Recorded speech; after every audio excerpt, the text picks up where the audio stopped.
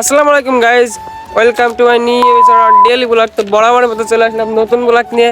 তো আজকে আমরা যাচ্ছি যশোর সিটি প্লাজায় যাবো। এই যে আমাদের এই ফোনটা, এটা দিয়েও একটু এডিটিংয়ের কাজ করতে হয়। এটা ডিসপ্লেটা পড়ে যেয়ে নষ্ট হয়ে গেছে, তাই এটা ডিসপ্লে লাগাইতে যাচ্ছি। তা আমি যাচ্ছি, আমার সাথে যাচ্ছে আকাশ, আরও একজন আছে, সেই স্টেশনে অপেক্ষা করতেছে। তো আমরা যাবো এখান থেকে ট্রেনে, হয়তো 1টার দিকে হয়তো ট্রেন সামনে স্টেশন থেকে আমরা ট্রেনে উঠবো। গাইজ আমরা কিন্তু শেষমেশ চলে আইছি স্টেশনে। ওই দূর থেকে কিন্তু আমরা অনেক দূর থেকে হাঁটাহাঁটি করে এই স্টেশনের উপরে আইছি। স্টেশন এখন ওই দূরে, কিন্তু আমরা উপরে আসলাম। আর এসে যেটা দেখলাম ভাই, এই যে এইখানে যে এত ভালোবাসা আছে, মানে সব আইসে মানুষ এইখানে প্রকাশ করেছে।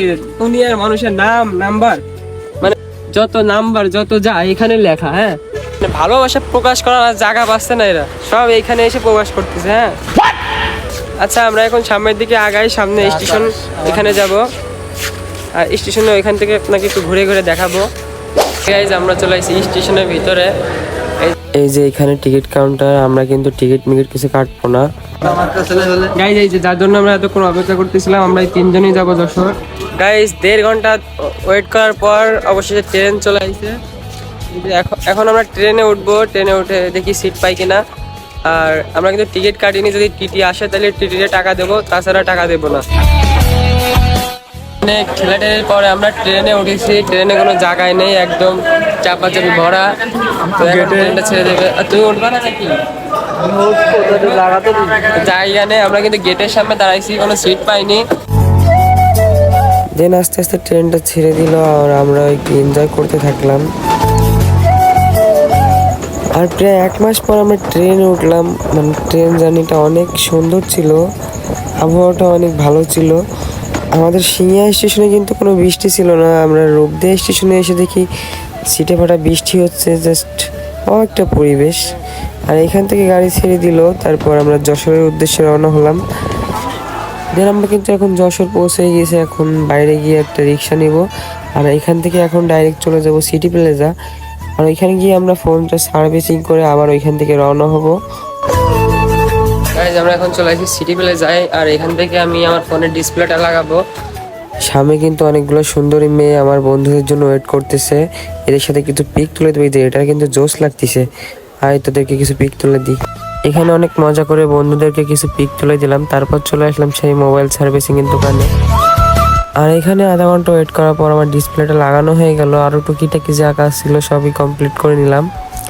আর সবশেষে আমরা একটা রেস্টুরেন্টে ঢুকে কিছু খাওয়া দাওয়া করে তারপর ওইখান থেকে রওনা হলাম।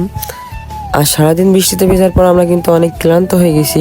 তারপর আমরা রওনা হলাম আকাশের খালাবাড়ির উদ্দেশ্যে। ভাবলাম ওইখানে গিয়ে একটু বিশ্রাম নেওয়া যাক। दुनिया में सबसे बड़ी चीज साइंस है। नो डॉक्टर झटका, साइंस से भी बड़ी चीज इस दुनिया में है। साइंस से बड़ा क्या?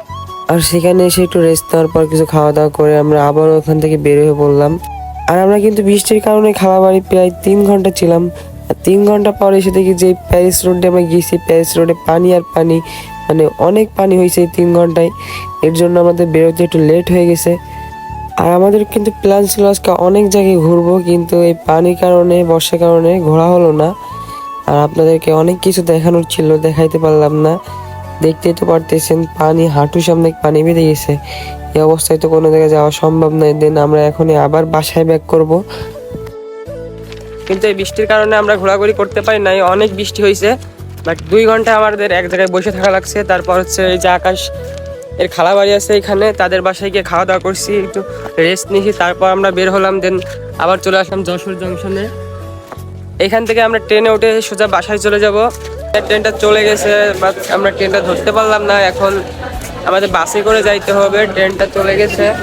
ট্রেনটা মিস করলাম। এখন আমরা রিক্সা ধরে যাচ্ছি মনিহার থেকে বাসে উঠে কিংবা অটোতে উঠে আমরা বাসায় চলে যাব। আর ভিডিওটা এই পর্যন্তই। সবাই ভালো লাগলে লাইক কমেন্ট শেয়ার করে দিবেন, আর পেজটাকে অবশ্যই ফলো করে দিবেন। আল্লাহ হাফিজ।